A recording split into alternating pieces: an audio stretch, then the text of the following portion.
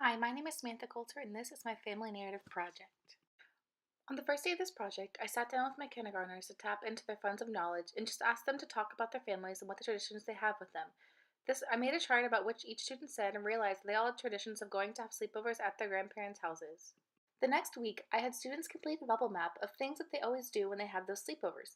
We decided to make storybooks about this. They then took the ideas they wrote about and wrote a sentence and did an illustration for one of the bubbles every week besides when we did the first and last page.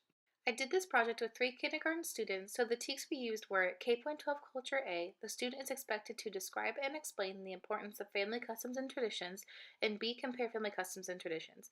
The ELAR teaks we used were K.10B and D about the writing process, and also K.11A composition about writing personal narratives.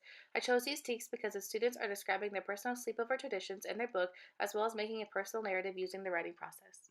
I started doing mini lessons when the students started drafting their pages. Instead of editing or revising at the end, we did it as we went along after each mini lesson. The first mini lesson that I did was finger spaces. I showed them an anchor chart and explained why we needed enough space between words in our writing. They then carried this knowledge with them and applied it to the other pages that they wrote later on. The second mini lesson that I did was about capital letters at the beginning of sentences. I showed them an anchor chart and they applied this to their new page they were writing that day and went back and fixed any lowercase letters in the previous page.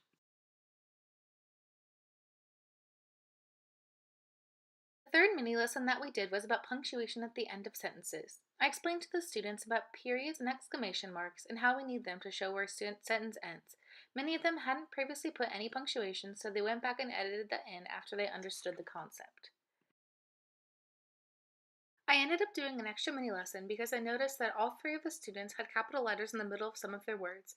After revisiting our previous conversation about capital letters at the beginning of sentences, they understood that letters in the middle of words should be lowercased. They edited their entire book for that concept. Here are just some side-by-side examples to show how their pages changed before and after the writing mini lessons were completed and they edited and revised their books.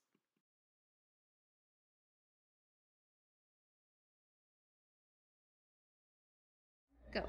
Sleepovers at Grandma's and Papa's house by Camila. Going, going, going to Grandma's and Papa's house is the best. We like to play hide and seek. It is fun to do that. We like to make tacos and eat them. Then we go to the playground. I can't wait to go to your house again. Sleepovers at Grandma's and Grandpa's house by Abigail.